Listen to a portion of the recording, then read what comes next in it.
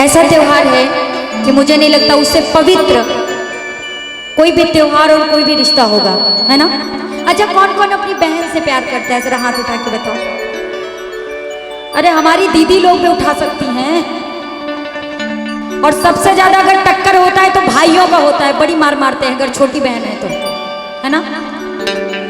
लेकिन अगर जब उसकी विदाई होने लगती है ना तो सबसे ज्यादा तड़प, सबसे ज्यादा कष्ट भाइयों को होता है। एक बहन इसी रक्षाबंधन में बड़े प्यार से कहती है। लेकिन ज्योति जी एक बात क्षमा चाहूंगा, एक बात कहना चाहूंगा। कहिए भैया।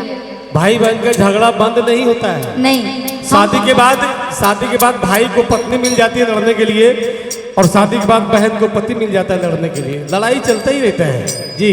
लेकिन फिर भी बहन के सम्मान में, क्योंकि आपने बात छेड़ दी है, तो कहना चाहूंगा कि मौली चंदन कुमकुम का त्योहार नहीं होता, रक्षाबंधन के राखी का प्यार नहीं होता।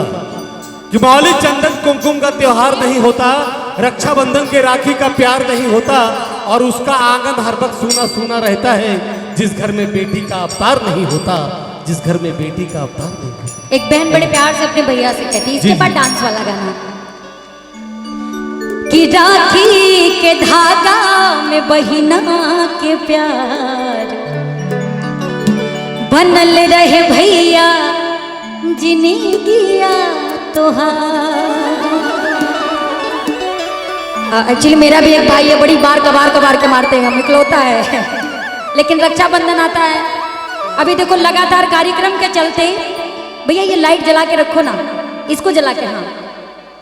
अभी रक्षाबंधन के चलते सारी बहनें अपने भाई को राखी 2 बजे के बाद बांध देंगी, लेकिन मैं अपने घर पहुंचूंगी कम से कम 8 से 9 बजे। मेरा भाई भी वेट करेगा बिना खाए पिए, बस आप लोगों का प्यार आशीर्वाद पाने के लिए। और अच्छा लगेगा तो हमारी बहन लोग भी, ये आप ही लोगों के लिए है ना।